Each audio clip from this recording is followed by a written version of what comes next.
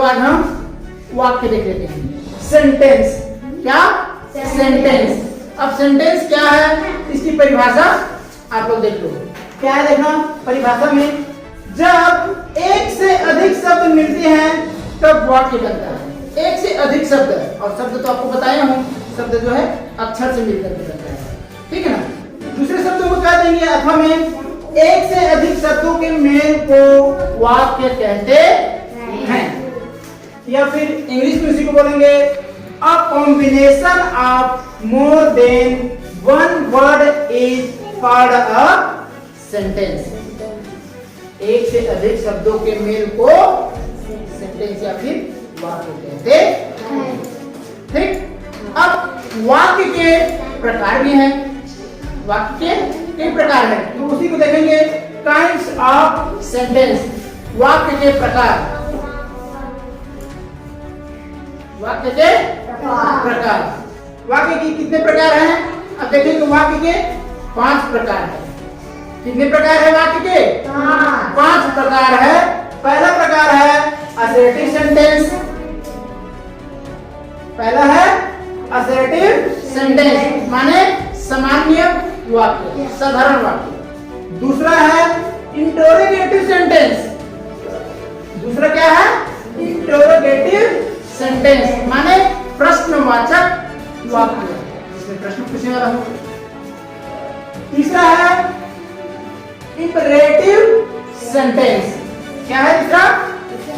Imperative sentence, या जिसको बोल सकते हैं प्रार्थनावाचक या आज्ञावाचक। क्या बोलेंगे इसको? इंपरेटिव सेंटेंस को प्रार्थनावाचक, या हम किसी से प्रार्थना करते हैं ना, वो है प्रार्थनावाचक वाक्य, जिसमें हम एप्लीकेशन में ले सकते हैं, ठीक है ना। चौथा है एक्सक्लेमेटरी सेंटेंस।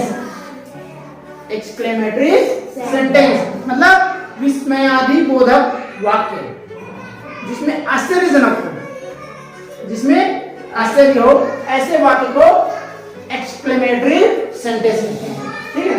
और हमारे पास ऑप्टेटिव सेंटेंस, जिसे बोलते हैं अभिलाषा सूचक वाक्य। अभिलाषा सूचक माने अपने मन की जो इच्छा है, अभिलाषा माने इच्छा, उसको इंगित करने वाले वाक्यों को क्या कहा जाता है? Optative sentence. अब ये जो जितने भी 5 प्रकार के जो सेंटेंस हैं, इसको हम पूरे डिटेल में देखेंगे। किसमें देखेंगे? डिटेल में देखेंगे। पहला प्रकार है असर्टिव सेंटेंस, सामान्य वाक्य। क्या बोला जाता है असर्टिव सेंटेंस को? सामान्य वाक्य। असर्टिव सेंटेंस के अंतर्गत सामान्य कथन आते हैं। इन्हें हम 2 भागों में बांट करके अध्ययन करते हैं। असर्टिव सेंटेंस को कितने भागों में बांट कर अध्ययन करते हैं? 2 भागों में पढ़ते हैं। इसके 2 प्रकार है। 2 भाग माने 2 प्रकार। असर्टिव सेंटेंस के कितने प्रकार है? 2 प्रकार है, ठीक है ना। इन वाक्यों को फुल स्टॉप, बिंदी इंग्लिश में लगाते हैं बिंदी, ये बिंदी नीचे में लगाते हैं, फुल स्टॉप के द्वारा समाप्त करते हैं। जब वाक्य समाप्त होता है तो लास्ट में फुल स्टॉप लगाते हैं। और ये फुल स्टॉप अगर हिंदी में लगाएंगे तो वो लकीर हो जाता है, जैसे कि इस प्रकार, ठीक है। तो अब हम तो असर्टिव सेंटेंस को कितने भाग में पढ़ने के लिए? 2 भाग में। तो उसमें से पहला है अफर्मेटिव सेंटेंस। पहला क्या है? अफर्मेटिव सेंटेंस यानी सकारात्मक वाक्य। अफर्मेटिव सेंटेंस यानी सकारात्मक वाक्य। ये सकारात्मक कथन होते हैं, इसमें कोई इधर उधर मतलब नहीं वाले शब्द नहीं होता। इसमें सही चीज को सकारात्मक रूप में, जैसे कि मैं बाजार जाता हूँ, मैं आम खाता हूँ, इस प्रकार के वाक्यों को लिया जाता है। इस उदाहरण में देख लेते हैं कैसे। देखो उदाहरण में एग्जांपल है, he eats a mango। he eats a mango मतलब वह आम खाता है। सामान्य वाक्य है और सकारात्मक है, मतलब इसमें कोई निगेटिव नहीं है, कोई मतलब नहीं की वाला शब्द नहीं है। इसमें जो है सही है तो सकारात्मक है, हाँ की मतलब सही दिशा में जा रहा है ना, वह आम खाता है। किसी प्रकार की कोई निगेटिविटी नहीं है इसमें, इसीलिए उसे बोला जाता है सकारात्मक वाक्य।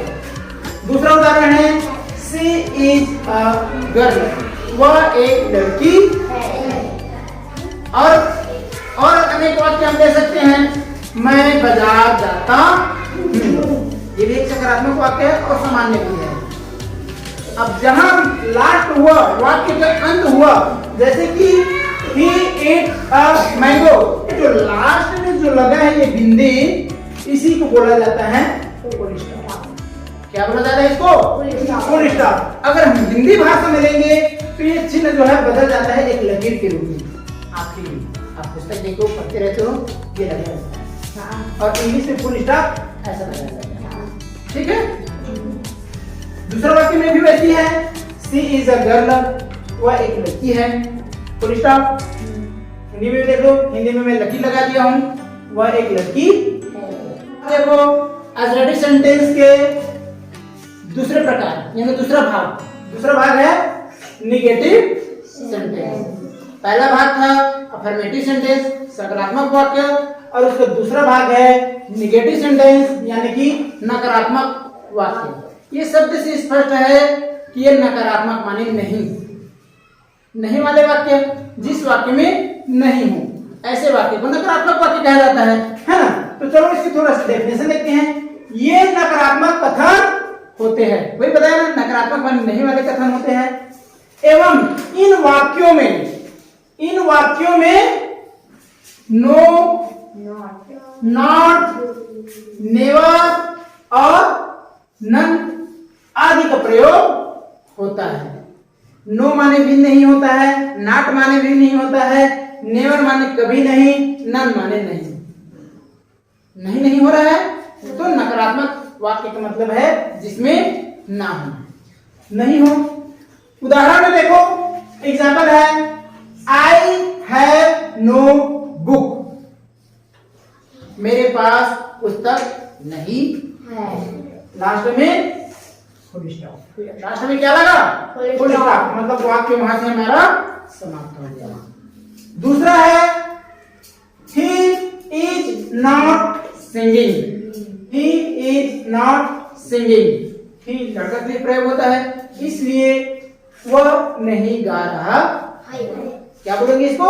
वह नहीं गा रहा है। he is not singing, वह नहीं गा रहा है। लास्ट में फुल स्टॉप। लास्ट में क्या? फुल स्टॉप माने वाक्य समाप्त। तीसरा उदाहरण है नेवर के लिए। हमने एक में नॉट का प्रयोग कर लिए, एक में नो का प्रयोग कर लिए, और तीसरा में नेवर वाला है। क्या वाला है?